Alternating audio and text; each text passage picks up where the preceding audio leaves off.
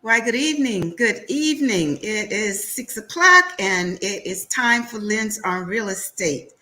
And welcome. It's been a minute, but we are still in the game of wanting to bring to our community information in terms of the real estate industry. We're coming to you once again through Our Black Media, the Our Black Media Network. And the network itself is engaged in bringing information, knowledge, and information to our community, information that we find to be very important and relevant today. And we have a wonderful, great guest in store for you today. And we're going to be looking at real estate through the lens of public housing. And what better person to have to speak to you today? None other than the Executive Director of Savannah's Housing Authority of Savannah. So we are going to have Executive Director Earline Davis. We're going to be bringing her on in a moment.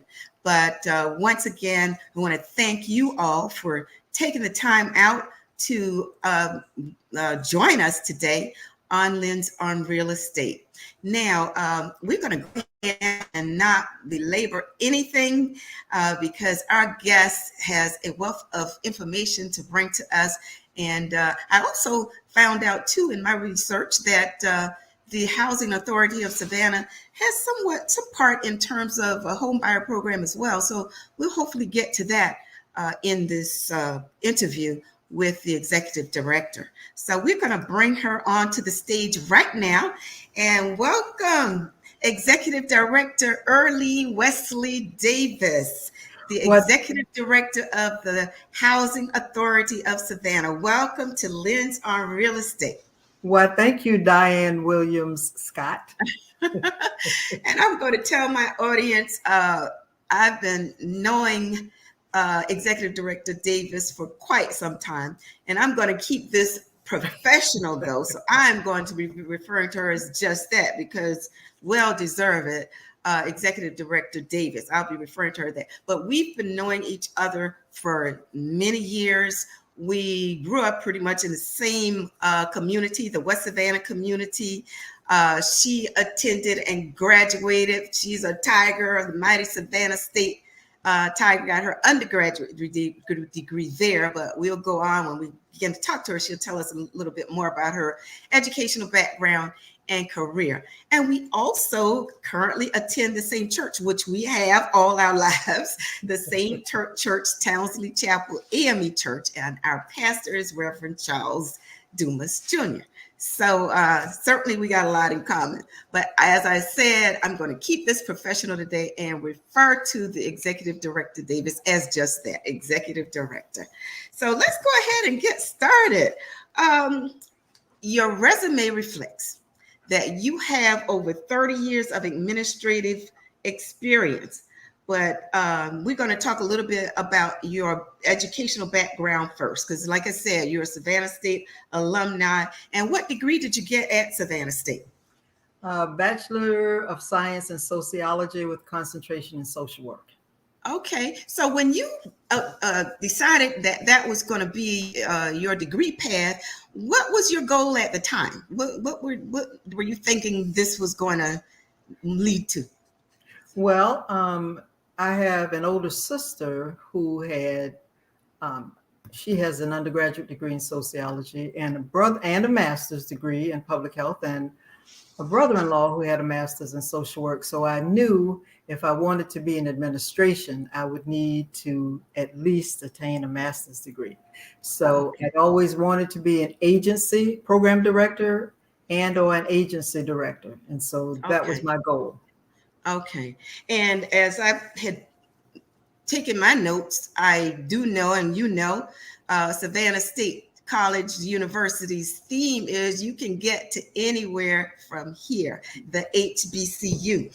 And you know what? And I thought I'm going to use this moment to talk just a bit about the HBCUs, which you and I are alumni of.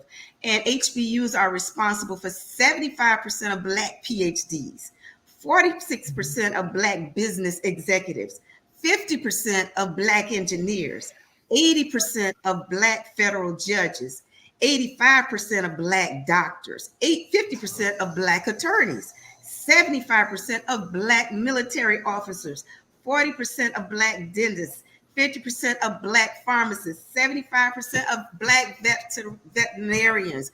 I mean, need I say more? HBCUs are what's happening, and I definitely agree with Savannah State's motto. You can get anywhere from here. Let's put it like that.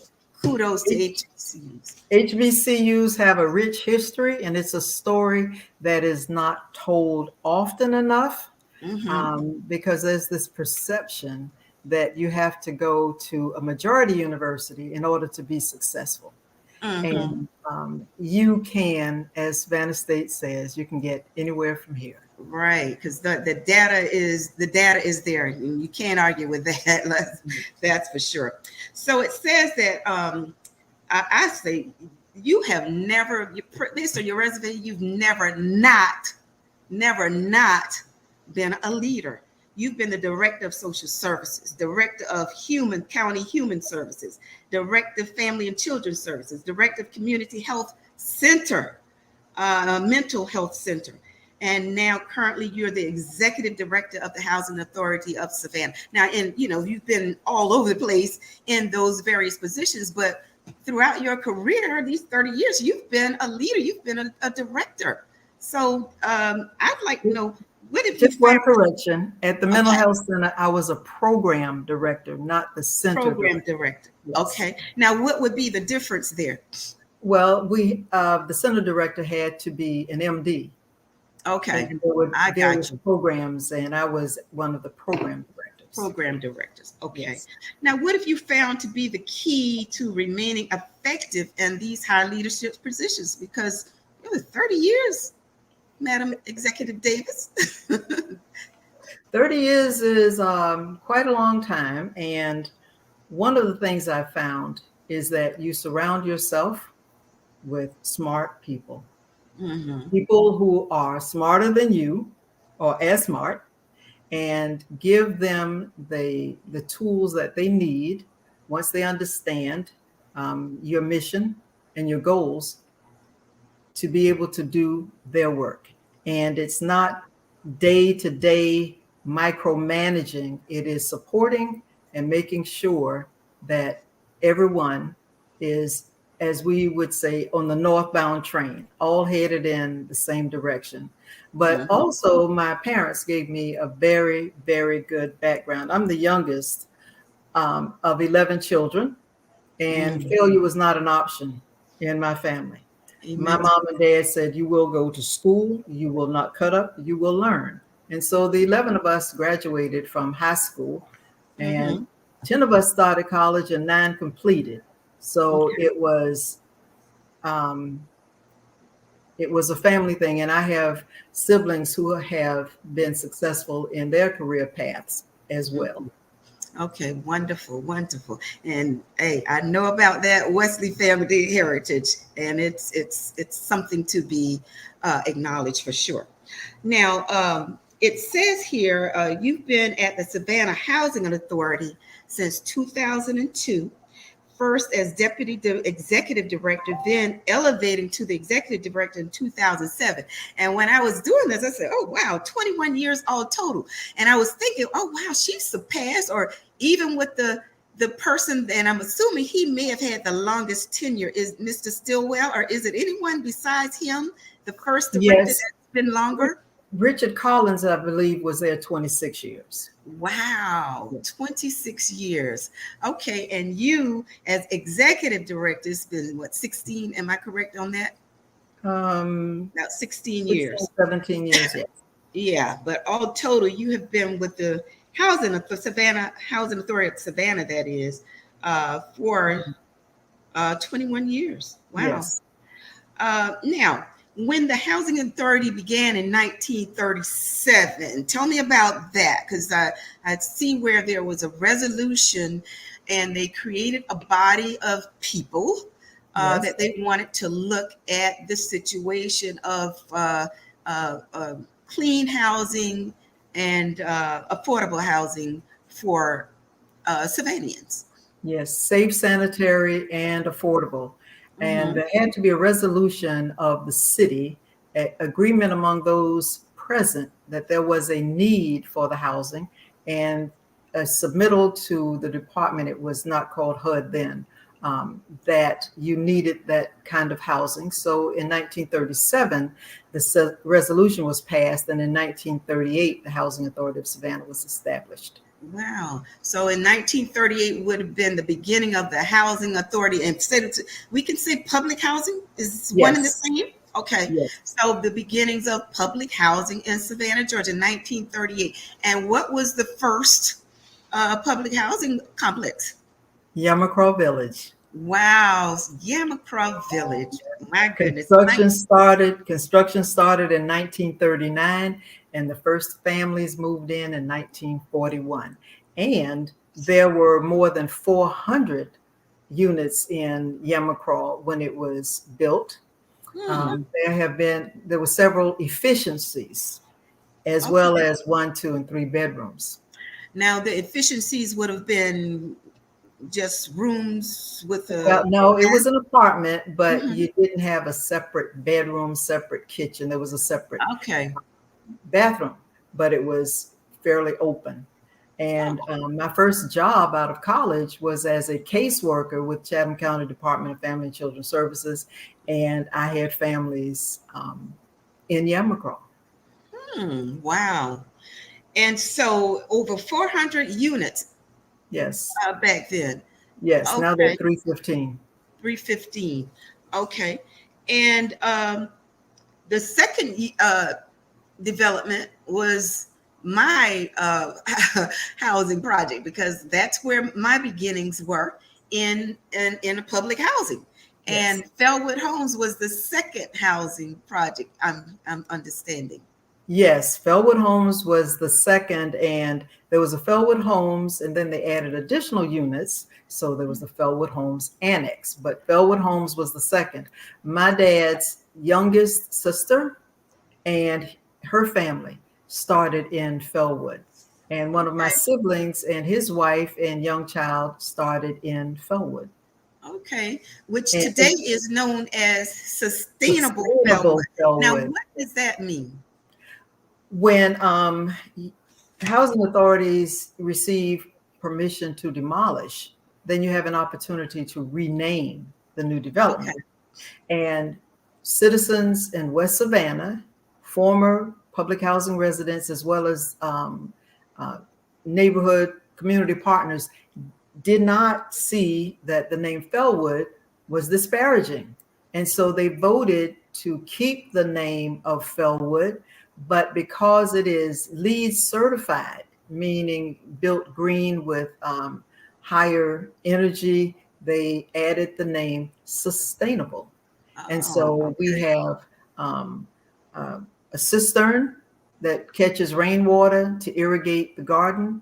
And phase two, there's geothermal energy for the laundry room. There are solar panels on the senior building. Um, Mhm. in the apartments, we used blower door technology so that the utility bills wouldn't be as high. Low box paint, so you didn't get that smell.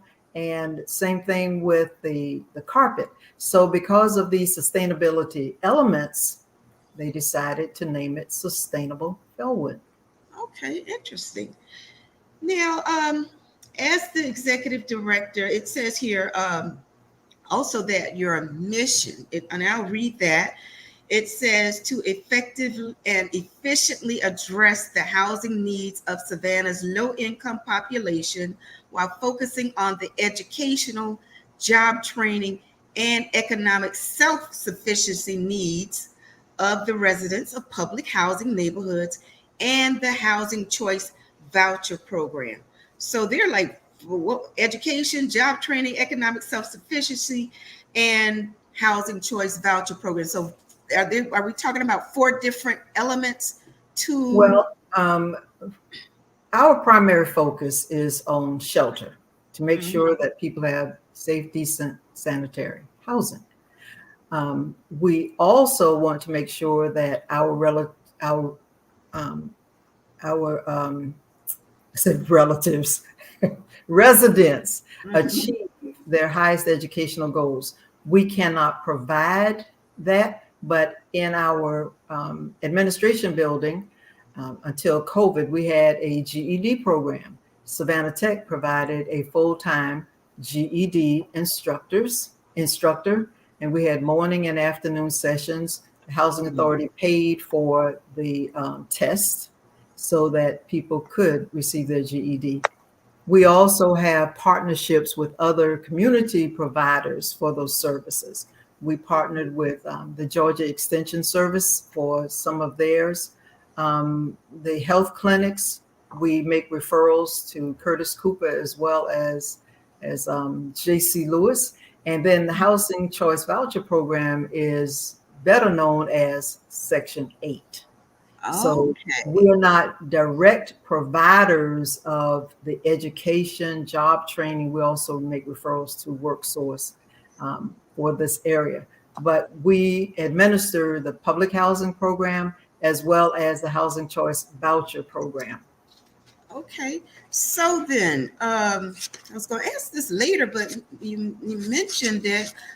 Section 8 is also the voucher program, the choice Yes, voucher program. Housing Choice Voucher. So I see in your plan, your annual plan, where you talk about what you did in the previous year. I saw you looking at your annual plan for 2023, and it mentioned that some 9 families were moved Homeowners? on to home, became homeowners. Yes. So via Section 8, I didn't realize that was a possibility.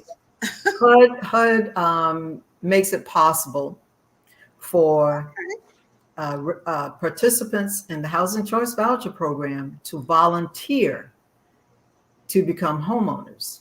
Mm-hmm. So we have staff that sits down with the families and takes a look at where they are and where they would need to get to become homeowners. They have to work on their credit scores. They must be employed for a certain period of time to make sure there's stability. Mm-hmm. And at that point, once they are ready to purchase, we refer them, they select their own realtors. We don't select the realtors. And there are lenders who work with us because of the relatively low FICO scores. Some of the larger banks are not willing to work with those home buyers. And so, and here's where it gets really interesting. The value of the voucher, let's say someone at this point is receiving subsidy through the choice program of $700 a month. Mm-hmm. Once they become homeowners, they continue to receive that $700 towards their mortgage payment. Mortgage. Yes. Wow. We've had 94 families become homeowners. Okay, now is this then separate and set apart from the Savannah Dreammaker program? The Savannah Dreammaker program is administered through the city. Okay. The city designates certain neighborhoods, and in those neighborhoods, to stabilize those neighborhoods, they provide down payment assistance. So as our housing choice voucher participants are going through the process to become homeowners, we make them aware of the Dreammaker program and other down payment assistance, because there's assistance available through the state for first-time home buyers. And so when they qualify for those programs, let's say your house, the purchase price is $150,000. I know that's low, but it's easier for me to work with these numbers. I got you. $200,000. And the Dreammaker program will provide $8,500 in down payment assistance. Then that's money you don't have to come up with. Plus, the value of your voucher goes towards your mortgage payment. Okay. And it's voluntary. And I was about to say, you say it's voluntary. So do you all kind of track them afterwards, or? Yes. Those people who volunteer for the program, we have a case manager to work with them, because for a lot of people, it's scary becoming a home owner when you've been a renter. And so some of the worries are, what if something breaks? Who do I call? And so we have someone go out and inspect the properties before they purchase. And they can call on us at any time. The staff person can pull their credit reports and take a look at the blemishes that need to be corrected in order to raise their FICO score. Okay. So now it's been about 20 minutes. I believe we could be ready for a commercial break. And if so, we're going to let the engineer take us on into that. 22 minutes in.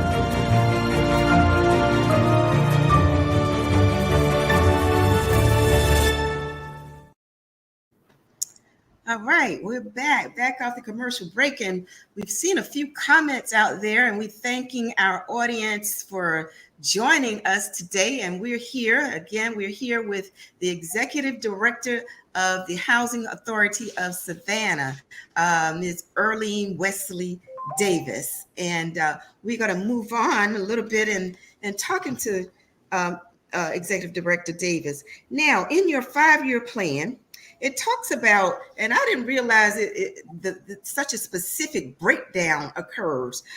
You say low income, you just think, just low income. But in your plan, you have objectives and goals for 3 categories, and it says low income, very low income, and extremely low income. What are those identifiers? How is that broken down? Those levels are established by HUD. So very extremely low income for a family of 4 in Savannah would be $30,000. So HUD establishes the median income for your area and then the percentage. So for a family of 4 in Savannah, the extremely low income is 30,000. Very low income, I'm sorry, let me back up. Extremely low income is 30% of median. So you take your median and 30% of that. And very low income is 50% of median for your area, and low income is 80% of median. And so when people ask, well, why are the rents at this place so high? It's because some places, not the housing authority, but private developments that accept vouchers, they are low income. So you have to earn 80% of median in order to qualify. Others 50% of median, and public housing is 30%. Okay. So let me talk a little bit about public housing and Section 8. Public housing is owned by HUD, managed by the Housing Authority. So we have 5 conventional public housing neighborhoods: Yamacraw, Fraser Homes, Stillwell Towers, Patterson Terrace, and single family homes. And with within those 800, conventional public housing neighborhoods, we have 890, I think it's 898 apartments that we hire the staff, we do the maintenance. We're like the owners, the landlords. So if something happens, you call us, we respond.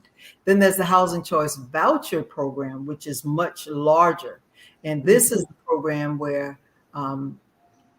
tenants are issued a voucher which says to a landowner, this person is eligible for a subsidy, and the housing authority will pay that subsidy monthly on their behalf. And in the Housing Choice Voucher or Section 8 program, we have 3,605 Housing Choice vouchers. Now, within that, we have some that are specifically for veterans only. We have others for people who are chronically mentally ill, HIV positive, and some other conditions. So you must meet that test in order to be eligible. And then we have your what you would call your regular vouchers. So total 3,605 housing choice vouchers and 898 public housing. Now, to add some more, the Housing Authority of Savannah is a housing finance agency. So we are able to issue 4% bonds to housing developers if they're going to develop for low and moderately low income families. So you're familiar with some of those. And I have some notes here to make sure I don't leave anything out. We have... But before let me ask you this though, while it's on me, because I do want to hear about that. But disabled and seniors, where do they fit into that? Because you mentioned mental, you got housing for where do the seniors and disabled? Those are specialized vouchers. Okay. So you have to meet one of those. In addition to being low income, you have to be disabled in the test. We have Stillwell Towers is for elderly and disabled only. And we have other properties, and the housing authority has issued vouchers, or we lease the land to developers. So at Ashley Midtown, that used to be Garden Homes, there is a senior complex called the Veranda, and you must be at least 62 years of age to live there. But to make sure that once people move in, they don't have to worry about an increase in income that would increase their share of rent, we issue vouchers to those individuals. We have Sustainable Fellwood 3, which is a similar kind of arrangement for the elderly. Then we have, what's the other one for the elderly? Those two. And then there's several others. There's Live Oak, that's on Wheaton Street, that just opened earlier this year, last year. And there's several senior-only apartment complexes. And for those, the Summit over near Hunter Air Force Base, we provide assistance there also. Okay. Yeah, I often hear of the Summit. Yes. Yeah. And then there's tenant-based rental assistance. That's where we issue the voucher to the family. So when they move, the voucher moves with them. Then there's project-based. The subsidy is on the buildings. When they move, they no longer have the subsidy. Oh, okay. When the tenant moves, they no longer have that subsidy. If it's a project-based, yes. When they move, the subsidy does not travel with them. Oh, okay. Does that then, is it usually when they move, is it because any more positive, they're just moving beyond that, or? Well, sometimes the circumstances change. They relocate to other communities. With a regular Section 8 voucher, you can move anywhere in the United States once it's issued. But you have to keep in mind the cost of housing because we only pay a certain amount. Okay. And like California is extremely expensive, as you might imagine. Yeah. But Savannah is getting there. I interrupted you were headed towards right. Something. Yeah. Yeah, we issue bonds, 4% bonds. And so you have the Woodlands at Montgomery, that's on Montgomery Crossroad, across from the old gate at Hunter. And that's 246 apartments. They're all affordable. Waters at Gateway, it's by the old Shell House, behind the old Shell House. And that's 276. Then there's the Preserve at Chatham Parkway. That's 144 apartments. Paradise, Savannah, then we have within the Victorian district, and they're scattered throughout the Victorian district, that's 233. We issued bonds for the developers so that they can build or rehab these places. These type places, okay. Yes, Ogeechee Place. That's the one that's across from Bojangles.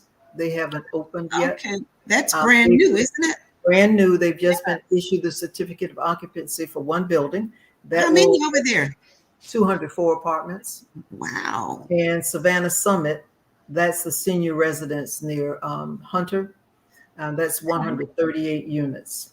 Then we have the View at Oglethorpe.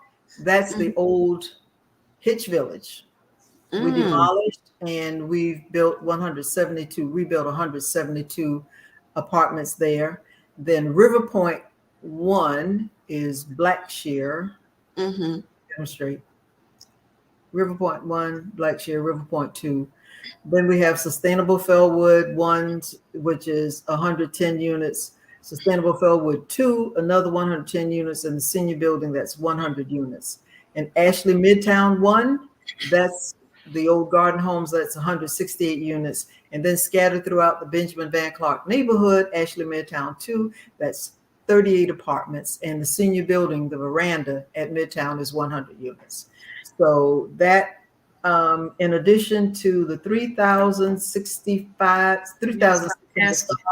housing choice vouchers, that's 1,078 mixed finance communities, and another 1,397 that we issued bonds for, plus the 898. Wow, so that's in addition to the 3,000. Yes. My goodness, a lot. Yes. We have a question, Executive Director Davis. We talked earlier, mentioned Yamacraw is the first public housing in Savannah. And, we do know there's some, I guess of late, Yamacraw is going to be demolished. That is correct? Am I right about that? Because the question, the housing authority. Where will the families that live there go to live? Okay. The application, we must submit an application to HUD requesting permission to demolish. Okay. There is a requirement that all of the families who would still be living there, we have to find housing for them. They wouldn't just be out on their own. Mm-hmm. It's the same thing that happened when we demolished Fellwood and when we demolished Hitch Village and Garden Homes. We are required. We meet with all of those families individually to make sure that when they move, the apartment or the house they move to is right sized, which is the correct number of bedrooms for their family size. Okay, and we pay moving expenses. And in doing my research, I did see on your website you list when those meetings are. Am I right? I did what? You list when those meetings occur. Yes. Yeah. So it's not like it's hidden from the public. You make and we had 48 meetings with the residents of Yamacraw to explain the process to them. We had some meetings in the mornings and some meetings in the afternoons. And we had we accepted questions. That's all a part of our application that we are still waiting on one other piece of information before we can submit to HUD requesting permission to demolish. Okay. And so that similar situation occurred when you did Fellwood Homes and all the others, right? Garden Homes, Fellwood Homes, and Hitch Village, yes. Okay. And let's clarify HUD, Housing and Urban Development. It's tie-in or connection. They're like the umbrella. Am I right there? They're the funding source. Okay. They send us our money. The federal funding source. Yes. Okay. We're 100% funded by HUD, but the city participates in any new developments by providing funding for infrastructure. That's sidewalks, streets, drainage, and they do that by placing our projects on their SPLOST, the special purpose local option sales tax. So as the money comes in, then the city contracts to everything that's underground, because when we demolish a neighborhood, it has to be clean and buildable. So everything underground has to go. So there's no lead, and we have to do environmentals to make sure the land is safe. And that's a special project in and of itself. Yes, it is. Yeah. Okay. Now, Housing Authority of Savannah, but I think I saw on the website and during my search, it says that you cover parts of Chatham County. Is that correct, or is it not all? All of the public housing neighborhoods are within the city proper. Okay. But for the vouchers, we cover all of Chatham and even into, Bloomingdale is between two counties. So we go to the county line, but Bloomingdale, parts of Bloomingdale and Effingham. Okay. But when a voucher is issued, you have to stay in the jurisdiction that issues the voucher for 1 year. And after that, you can go anywhere in the United States. Okay. It's called porting, Porting. And so the voucher holder has to request of the housing authority they want to move to, requesting permission to port, and that authority will accept or not accept them.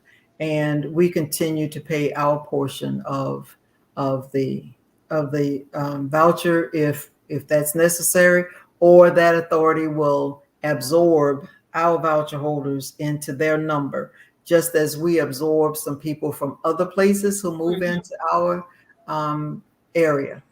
And HUD gives us a finite amount of money. And so we have to manage to make sure that there's enough subsidy there so that people don't lose their vouchers. I got you. Okay. Yeah. Now,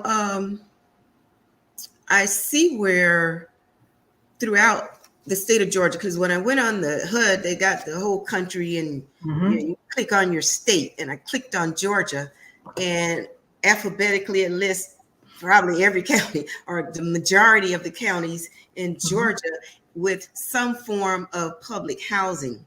And I see where Savannah, they had them by type Section 8, type low income, and type combined. And Savannah is considered combined. So those that are either one or the other, say they don't have Section 8 or whatever the other one might be, what would be the reason for that? Is it funding from HUD or?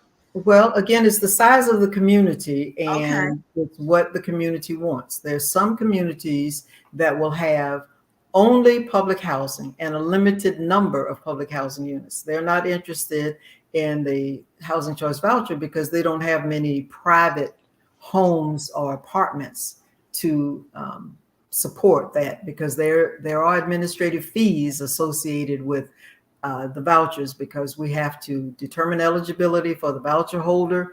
We have to make sure that the landlord or the property owner is meeting housing quality standards. And so we have to send inspectors out. And then if there's a change in the family's income, we have to update. They receive utility allowances, and we have to put that into the system when we're calculating what their subsidy is going to be. So there's quite a bit of work. And in some communities, they don't have enough private rentals, so they're not interested. And in others, they do not want public housing. They just want the housing choice voucher so that people have the choice of moving into the private rentals. Oh, okay. Okay. But we're a combination because we have public housing and housing choice voucher. Yeah. So was that something that Savannah elevated into, or you were always with? Well, initially there was only the public housing program. Section 8 came along in the 1970s, I believe. And that's when you had to decide if you wanted to participate in the Section 8 program. And so Savannah added that. So we administer the public housing program, the housing choice voucher, and then we have the option of home ownership for those housing choice voucher participants who want to become homeowners. Okay. So then the Housing Authority of Savannah pretty much has all you have to offer. It's available to, if you're within a certain income. Yes. Okay, right. Now, and I see where you have to be a resident of Chatham County. So I was wondering, how do you determine? So let's just say somebody drove up and say, I live in Savannah. How does it work where you confirm their residency? There's no residency requirement to apply because our application process is online. So if you have access to the internet, when we open our waiting list, you can apply from anywhere. And you have to live in Chatham County when you're first issued. Okay. You have to live in Chatham. But no, you don't have to live here for a certain period of time. It's not like that. Okay. All right. You get that established. Okay. Let's see. I want to ask you, and I really didn't have this on. It just came about because I thought this is significant. The Violence Against Women Act, and you all, the Housing Authority, has a program to address that, or what occurred, or what was the incentive behind this? It is required. The Violence Against Women's Act is federal legislation, and we are required to participate. So if one of our public housing residents signs the form, they don't have to file charges against their abusers. They have to come in, they sign a form and says that they are a victim of violence. Then we have to take steps to relocate them. Okay. Within our public housing inventory. Okay. Is it a lot of that? Well, it's not a large number, but if you're the victim of violence, it's significant. And so, yeah. Well, it's good to know that they have mechanisms to address it in a positive way. Yeah. Yeah, and just so I make it clear, when the individual signs the form, it does not mean that we can transfer them the next day, because we have to do it within our inventory. And if we're 95% occupied, and let's say the only vacancies are in the area where the abuser lives or close, then it wouldn't do any good to move them from one apartment to another in the same neighborhood. So we establish a list, and as soon as housing becomes available and it's the right size for the apartment, then we move them. Okay. There are times we contact family members out of state or out of the area to see if, but it's the woman who's being abused. Well, it's for men and women. The person who's abused, they have to decide if they want to stay or want to go.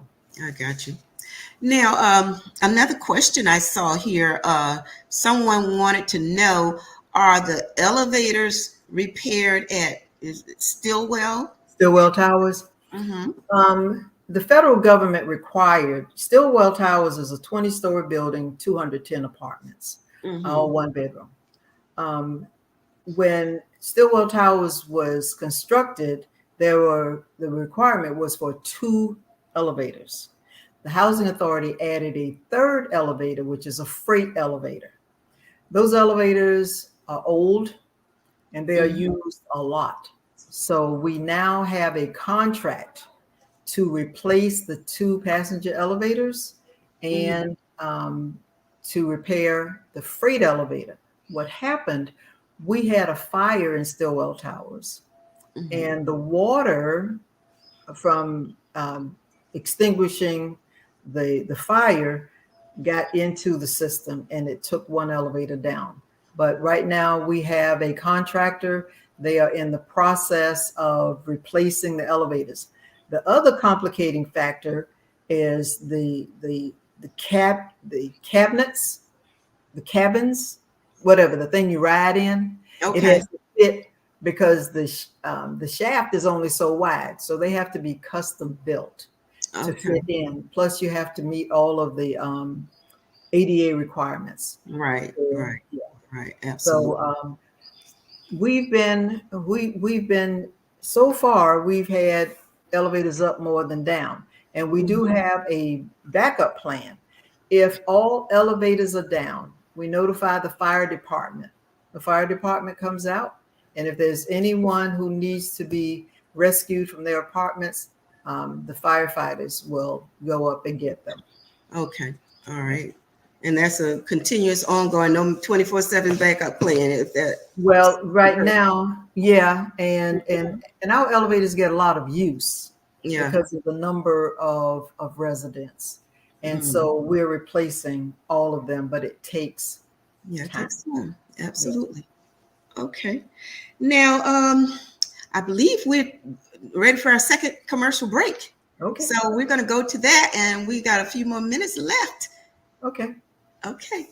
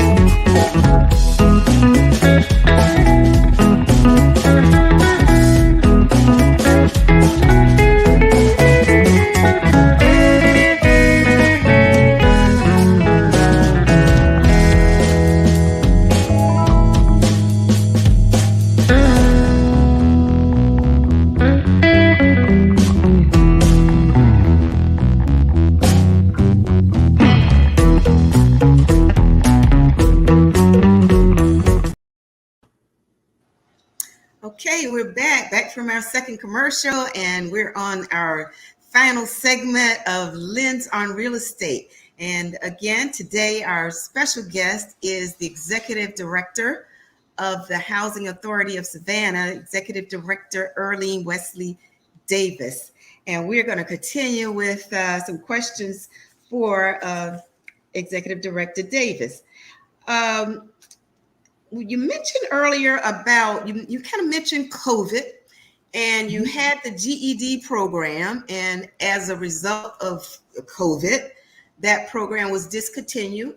Tell us what went into that decision and what other impacts did COVID-19 have on the Housing Authority of Savannah?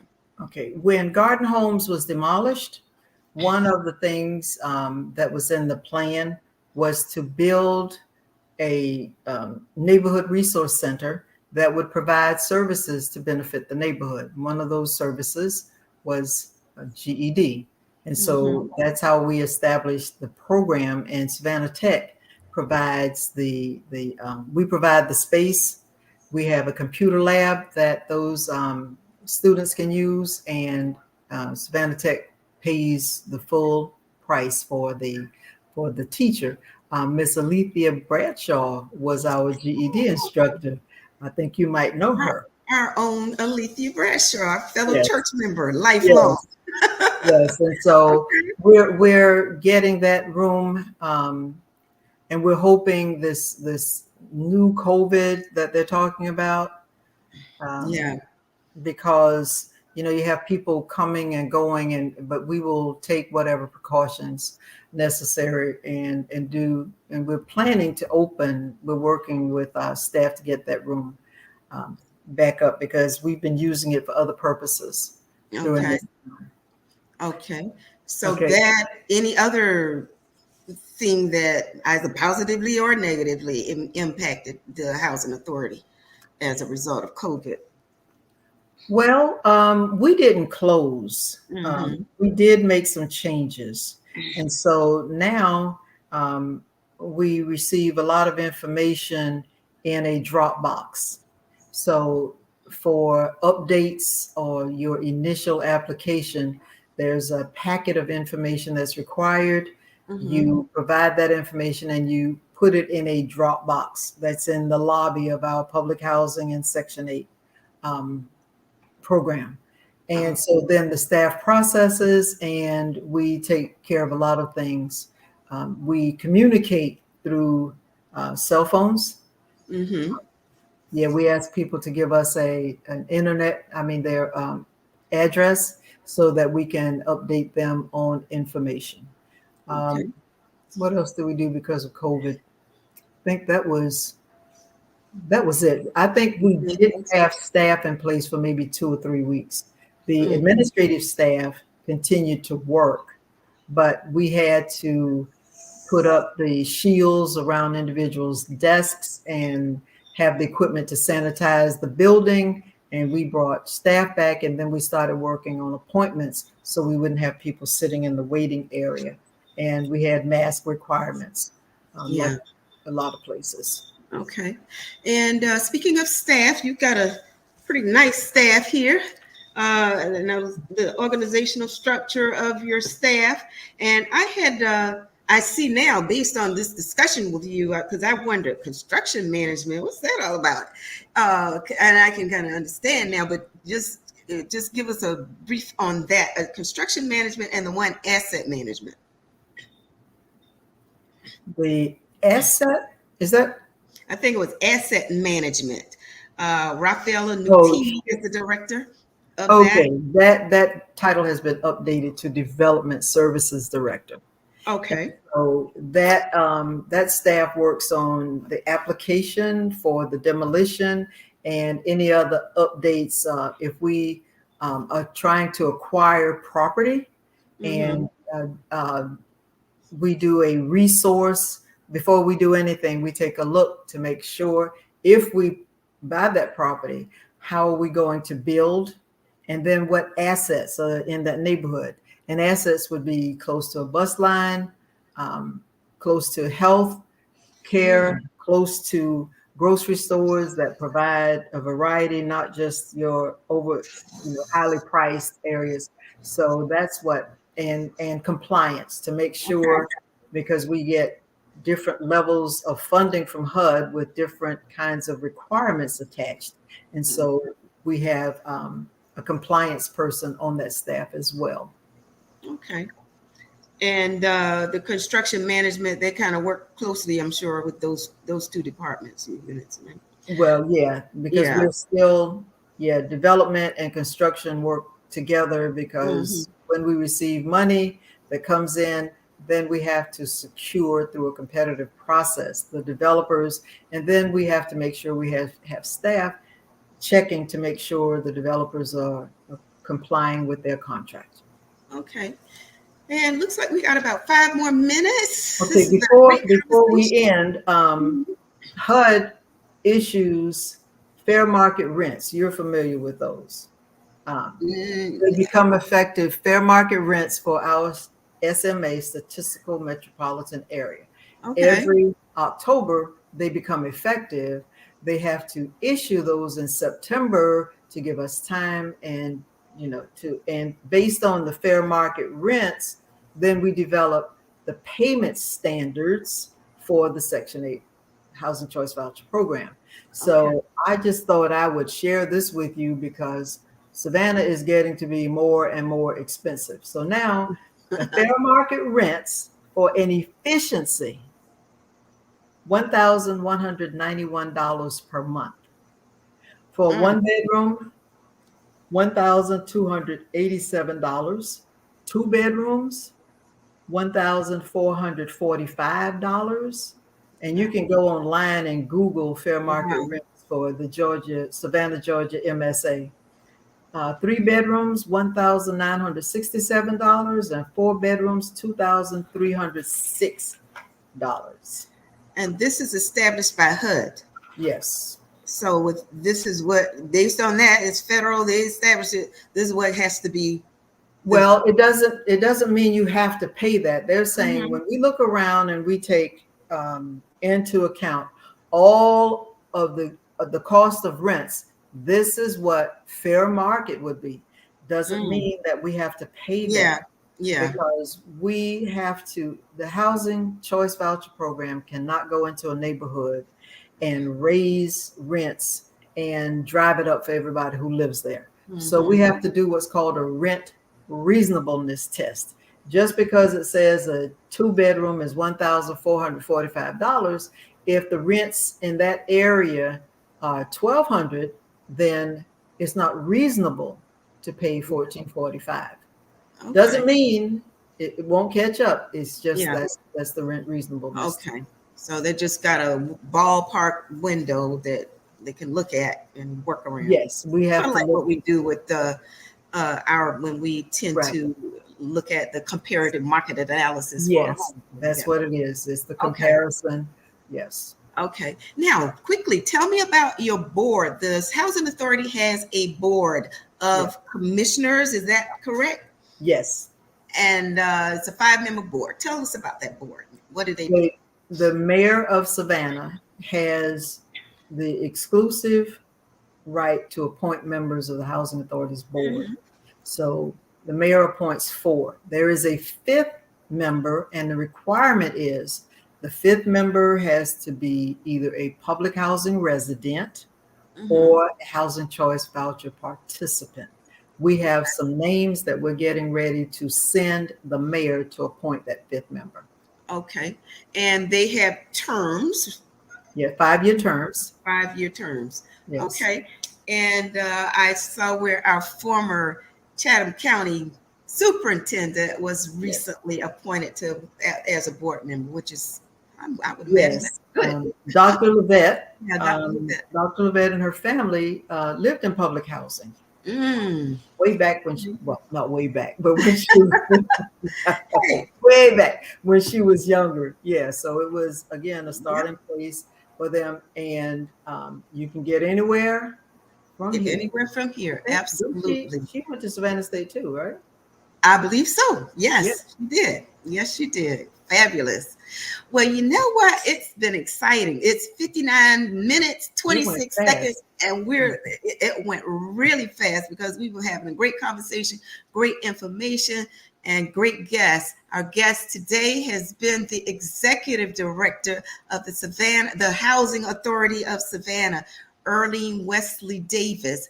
And if you want to put in an application, you can go to their website. Now, when will that close? The waiting list is going to be opening up soon, or Well, any idea? we open the public housing waiting list. We Okay. listed by bedroom size. That's public housing. So when we get to a certain number, then we open it because we need more applicants.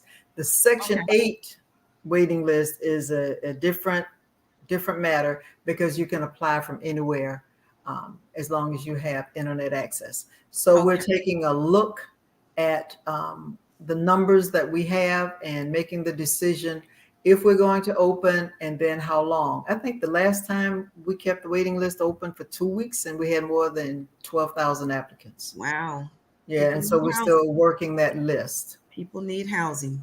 Well, we want to thank you. Thank you so much for, just without hesitation, when I asked you or said to you, I want to interview you, without hesitation, you said yes. And I really, really appreciate that. So thank you so much for joining us. And I appreciate this opportunity. Oh, great. We're proud of you too. We're proud of you and your family.